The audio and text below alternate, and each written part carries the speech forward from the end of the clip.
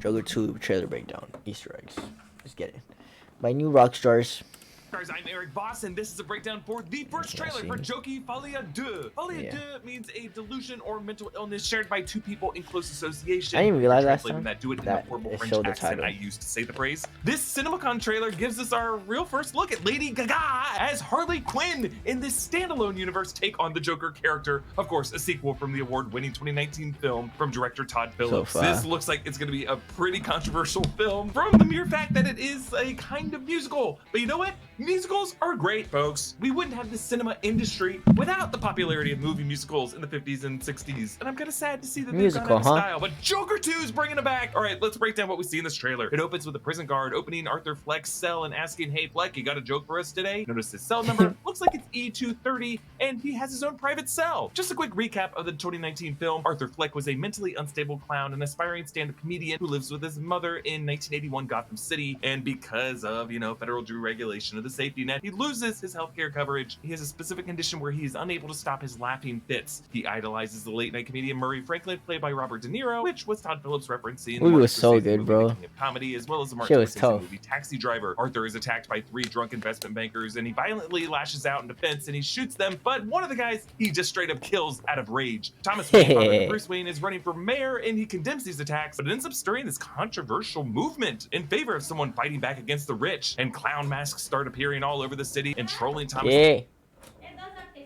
Claro.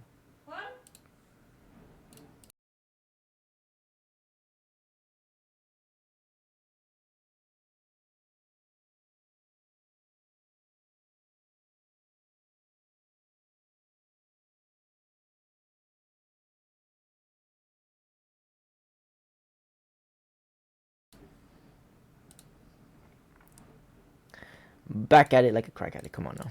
At his events, Arthur ends up believing from a letter from his mother Penny that Thomas Wayne could be his biological father, and he ends up creeping on young Bruce Wayne on the family estate, and Alfred Pennyworth gets in his face. Arthur ends up confronting Thomas at a theater, and Thomas denies it, but Arthur submits a tape to Murray Franklin, who airs it on his show in order to mock him, calling him a joker. And Arthur learns from Arkham records that Penny was actually Thomas's housekeeper and was mentally unstable herself and had a violent boyfriend who abused Arthur, sticking his face against a radiator. Arthur ends up smothering his mother. We learn that Arthur's relationship with Sophie Zazie Beetz throughout the movie was all a figment of his imagination. Arthur ends up getting invited to Murray's show so that Murray can kind of apologize to him, but Arthur ends up spiraling. He murders his former co-worker who used to make fun of him and torture him, Randall, but spares his buddy Gary. He flees the detectives after dancing down some steps to a Gary Glitter classic track. So Joker fever has taken over the city. He goes on Murray's show and demands to be introduced as the Joker, and he admits on TV to killing the men and defends his actions to Murray, and then he shoots Murray in front of the cameras.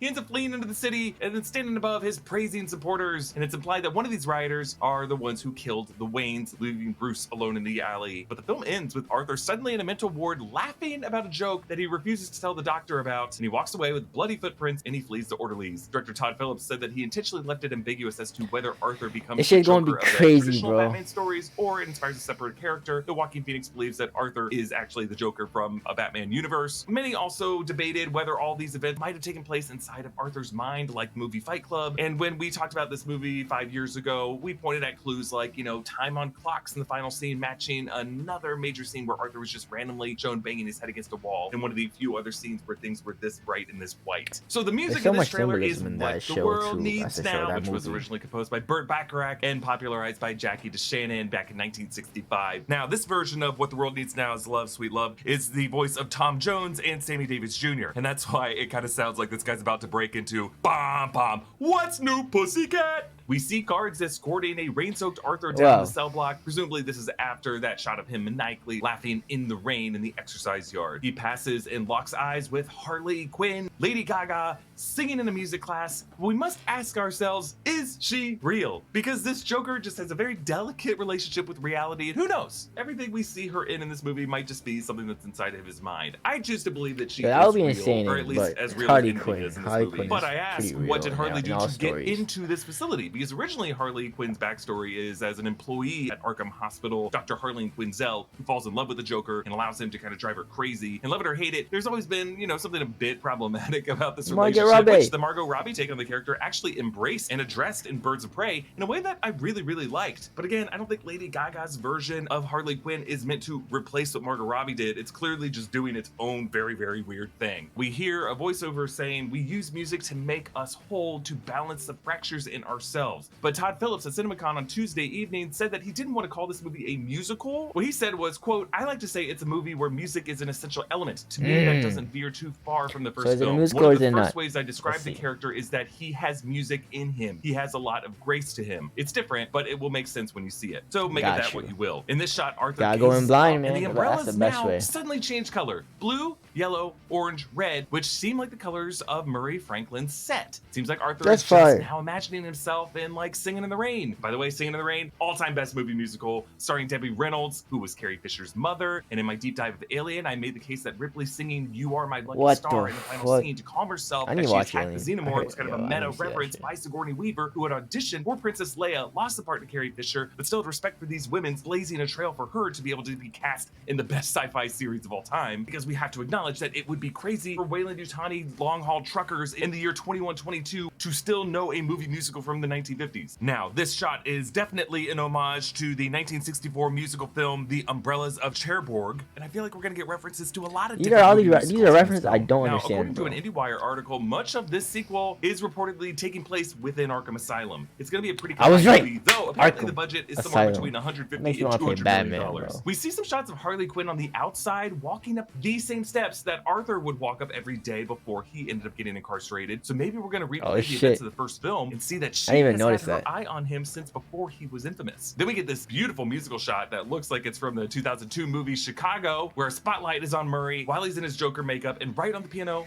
cling, high notes, an additional light flickers on to Arthur's front side, lighting up his microphone. Back in Arkham while watching a movie, Harley leans over to Arthur and whispers, "Let's get out of here." And I imagine it's kind of like the scene in Shawshank Redemption, and they're just watching some classic movie for like recreation time. Could be like any musical, right? Fred Astaire, Ginger Rogers classic, maybe something Cole Porter. Then I bet in that moment they're about to go stupid. Each other on a stage with multicolored windows in the building flats behind them, and then a massive moon, and they begin to waltz. We later see this set at 1:41 seconds, and it's the top of the Hotel Arkham, where there is vacancy, which I think is just a fun reflection on how Arkham Asylum always just has open cell blocks. It's really just a revolving door facility for Gotham's Rogues Gallery. And right on the part of the song where it goes, "What the world needs now," we cut on the same dance move to them now just waltzing in the street. So they will get out of prison, and we will see how as we continue through this trailer. Arthur runs down the same street that we saw him running down. If you want to get spoiled, you watch more trailers. He's chased by two members of the Joker gang. The further one back almost looks exactly like he did when he was in his red suit, but the first runner gets hit by a police car, and you have to wonder,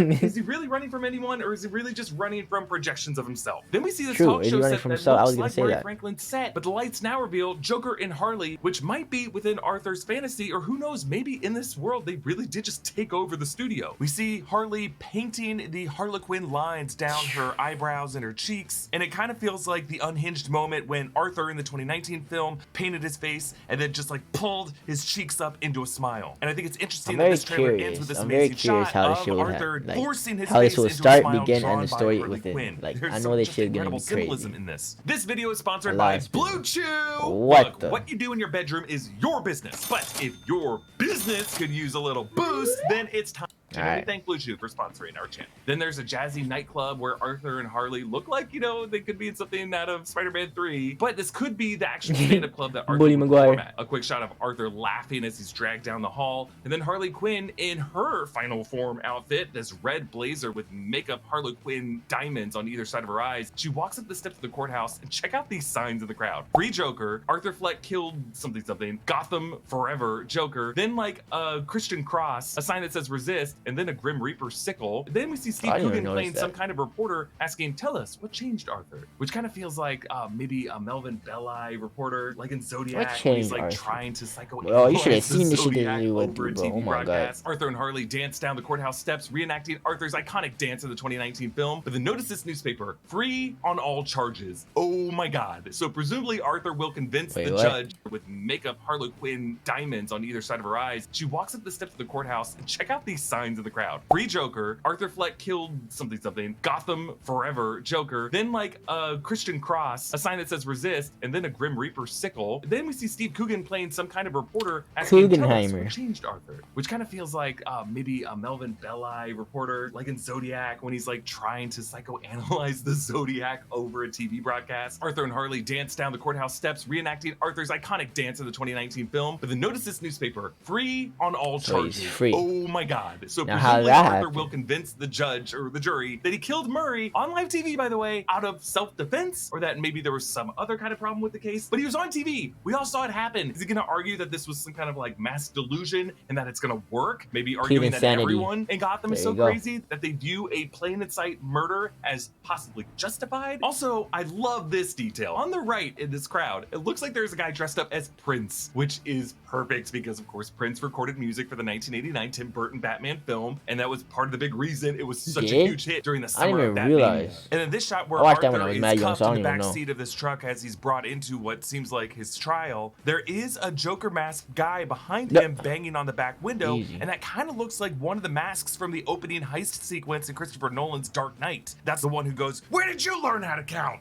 Then we see another stage set with a curvy white path leading to a wedding chapel. We see bridesmaids like the singers in Little Shop of Horrors. Ring bearer, though, on the right is Gary, Arthur's co-worker whom he killed Randall in front of in the 2019 movie. And poor Gary, he was so traumatized. Two shots of Arthur and Harley kissing, and then Arthur beats up someone with a stool in a nightclub. Notice how he never lets go of the microphone. So one of that stool, microphone is kind of like the way he gets in and out of the fantasy. And if he lets go of the microphone, the fantasy drops. Then we see rioters and looters throwing a trash bin through the window of a TV repair shop where Arthur's on the screens. Harley and Arthur run hand in hand away from a fire that I assume they started in this place. Then this explosion rocks the amount of damage these two could cause. If you know the comics, there's you've like seen the shows. Cameras. What the hell happened here? Gotham is such a dynamic duo. I'm really worried. Harley points a gun at Joker while he's on stage, and I assume this is like part of their act. But notice this shot at 1:51. Harley smears blood on her lips, and this is a courtroom, folks. You can see lawyers and their paperwork on the desk. This might be during Arthur's trial. I really think that of all the movie musicals that this movie might be based on, they're going to be pulling from the 2002 film Chicago, based on the original Bob Fosse musical back from the 70s. This is one of the all-time best movie musicals. It might be like the last time a movie musical has won Best Picture, and deservedly so. It's an important film that everyone should see, that takes a character who clearly shot someone in cold-blooded murder, but was able to just corrupt the justice system enough to get off. It basically is able to transpose a trial in a courtroom into like a three-ring circus, a vaudevillian variety show, as this musical satirizes corruption within the justice system and the way the media converges with it. I really think this movie is kind of like a perfect way to do that now that, you know, we are seeing trials of people who claim they could kill someone in the middle of Fifth Avenue and get away with it. But I love how this trailer ends with Harley drawing the lipstick smiley face that lines up with Arthur's cheek. This is one of the best shots. Back and forces the smile that fits perfectly into it. I have to wonder how many times did they have to do this take to get it to line up perfectly like this? Like Arthur is bending himself to fit into Harley's image of happiness rather than the other way around. That's such a good way of thinking about it. How complex it would be to line this up perfectly. One actor drawing just a smiley face freehand on a pane, and another one just knowing where the camera is lined up and the focal range, and then just nailing it just with a facial expression alone. Like, that's how precise Joaquin Phoenix is when it comes to control of his own face. Actually, in order to pull off the shot, I bet what they did is they put a monitor within Joaquin Phoenix's eye line behind Lady Gaga, showing the exact camera position so that wherever Lady Gaga drew the smile, he could just lean back into it and kind of keep his eyes focused where it should be and see where he was. But that's still really, really hard to do. And just putting this shot in the trailer shows off the kind of technical precision that Todd Phillips and his cinematographer Lauren Scher are going for in this movie. These guys are not f***ing around. And it's interesting because other than Joker, these guys are not really known for prestige cinema, but they are really upping their game here. And yes, the framing of the shot does remind me of Robert Pattinson's Batman interrogating the Riddler in the 2022 Batman film. You know the scene from the infamous new Rockstar thumbnail. I keep saying, I love this movie. For this movie, I feel like our thumbnail is going to be like,